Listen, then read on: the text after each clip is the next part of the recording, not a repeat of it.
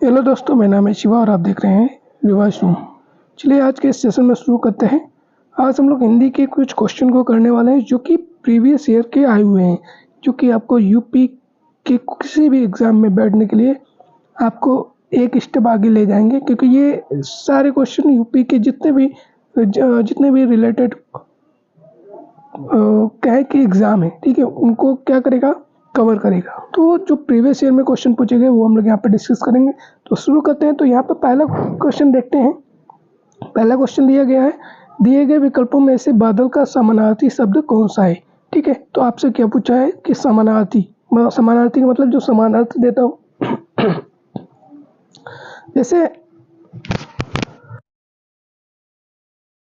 जैसे दिए गए विकल्पों में समानार्थी शब्द अगर देखें तो अम्बुद है, अम्बुज और अम्बुद, नीरज और जलज। ठीक है, ये चार हमारे ऑप्शन दिए गए हैं। तो अगर हम समानार्थी शब्द देखें तो नीरज, जलज और अम्बुज ये हमारे किसके हैं, तो ये जल के समानार्थी शब्द या पर्यायवाची शब्द कहेंगे। लेकिन यहाँ पे बादल का समानार्थी शब्द क्या है, अम्बुद होगा। राइट आंसर चलते हैं, यहाँ पे राइट आंसर डी पे हो गया, डी होगा। नेक्स्ट क्वेश्चन पे चलते हैं। वर्ष 1982 में इनमें से किसे ज्ञानपीठ पुरस्कार मिला। ठीक है, तो 1982 ये इंपॉर्टेंट क्वेश्चन है, पूछा जाता है। तो किसे मिला था और किस के लिए मिला, मतलब किस रचना के लिए मिला था। तो यहाँ मैंने टिक कर दिया महादेवी वर्मा, पहले ही ऑप्शन। तो महादेवी वर्मा को ज्ञानपीठ पुरस्कार मिला था, और ये पुरस्कार किसके लिए मिला था, किस रचना के लिए मिला था, तो उसकी बात करें तो यहाँ पे वो रचना थी यामा इनकी रचना थी। ठीक है, तो यामा रचना के लिए इनको ज्ञानपीठ पुरस्कार दिया गया था। किसे दिया गया था, तो वो महादेवी वर्मा है। नेक्स्ट क्वेश्चन पे चलते हैं। निम्न शब्दों में पुल्लिंग शब्द, ठीक, कौन सा शब्द हमको ढूंढना है, पुल्लिंग शब्द कौन सा है। ठीक है, यहाँ पे तीन ऐसे शब्द हैं जो हमारे स्त्रीलिंग है और एक है जो पुल्लिंग शब्द है। ठीक है, तो आप लोग जल्दी से टिक करिए।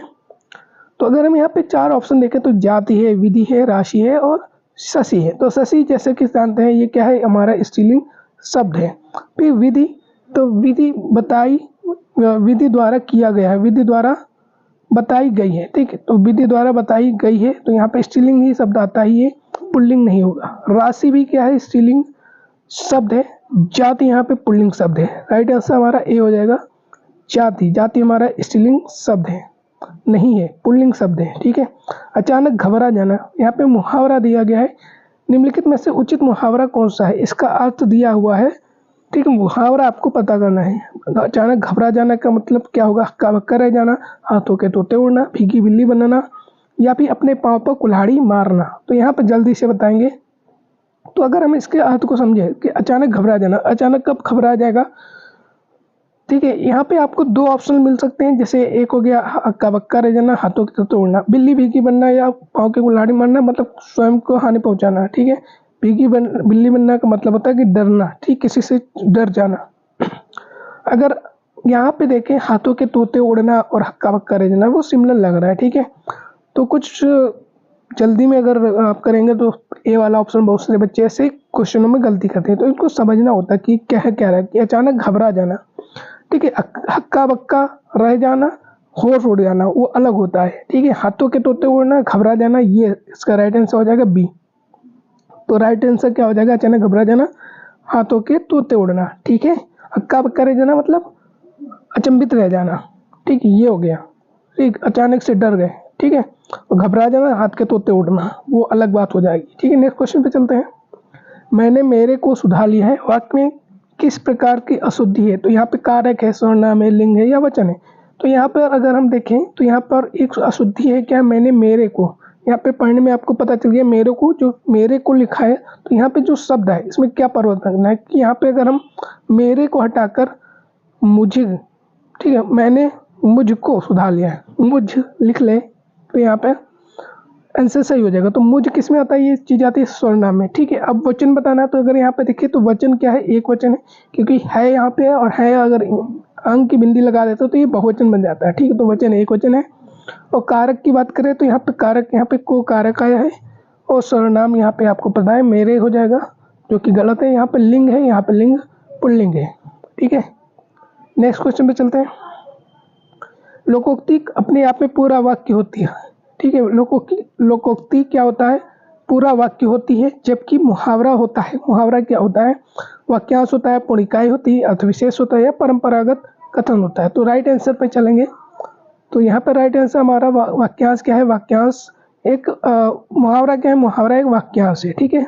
लोकोक्ति अपना पूरा वाक्य होती है, जबकि मुहावरा क्या होता है, एक वाक्यांश होता है। मतलब जब भी हम कोई वाक्य प्रयोग करते हैं उसके अंत में लास्ट में एक वाक्यांश के रूप में उसको प्रयोग करते हैं, ठीक है। जबकि हम लोकोक्ति का प्रयोग पूरे एक वाक्य के रूप में करते हैं। नेक्स्ट क्वेश्चन चलते हैं। कंगाली में आटा ढीला, प्रस्तुत लोकोक्ति का अर्थ निम्नलिखित में से कौन सा विकल्प प्रदर्शित है, ठीक है।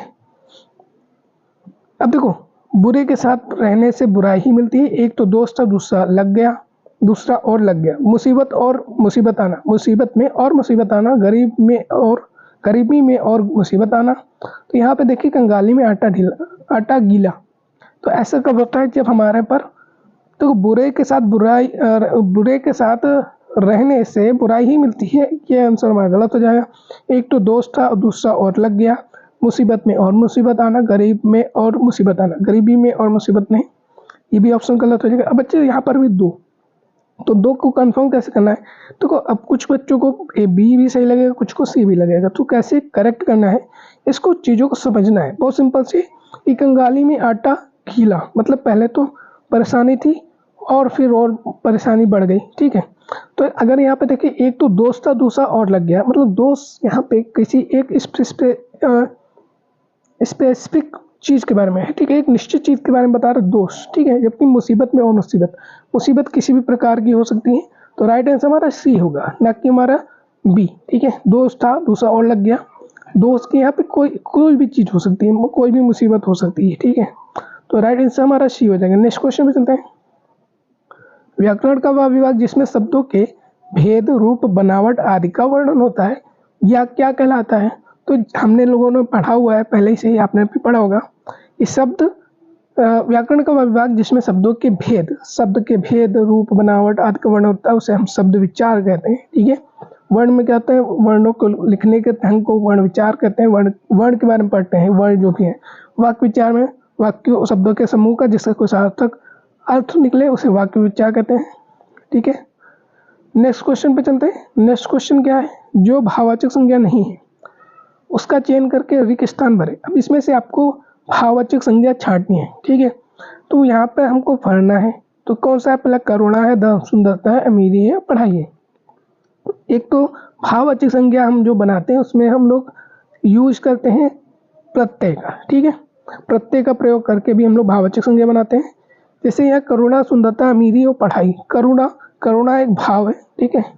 सुंदर से बना है सुंदरता, सुंदर संज्ञा शब्द है, उससे भाववाचक बनाया गया, ता जोड़ के सुंदरता।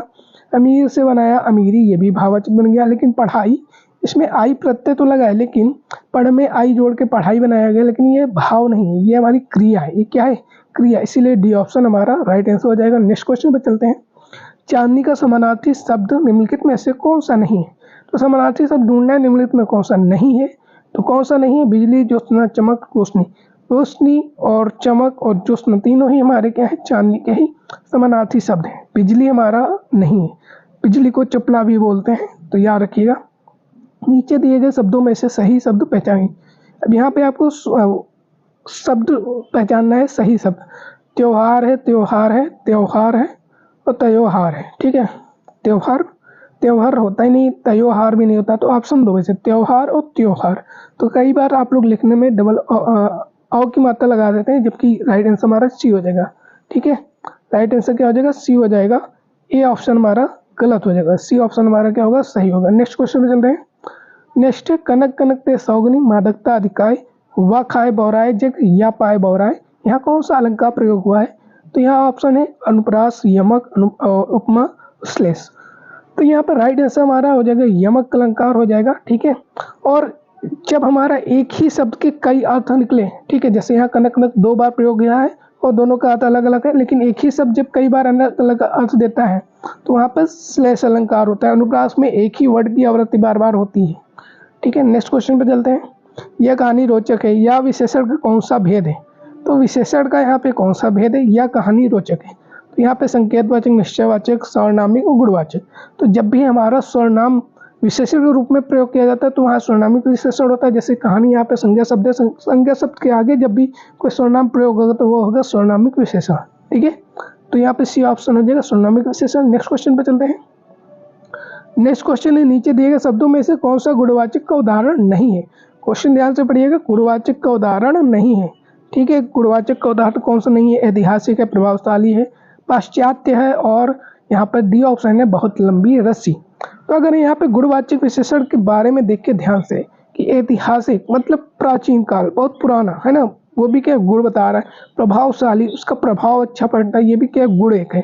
बहुत लंबी रस्सी है, लंबी कैसी रस्सी है? लंबी, यहाँ पे गुण बताया गया बहुत लंबी है। लेकिन पश्चात, बाद, ये कोई भी गुण नहीं होता है। ठीक है, तो राइट आंसर हमारा क्या हो जाएगा? राइट आंसर हमारा हो जाएगा सी ऑप्शन। ठीक है, नेक्स्ट क्वेश्चन पे चलते हैं।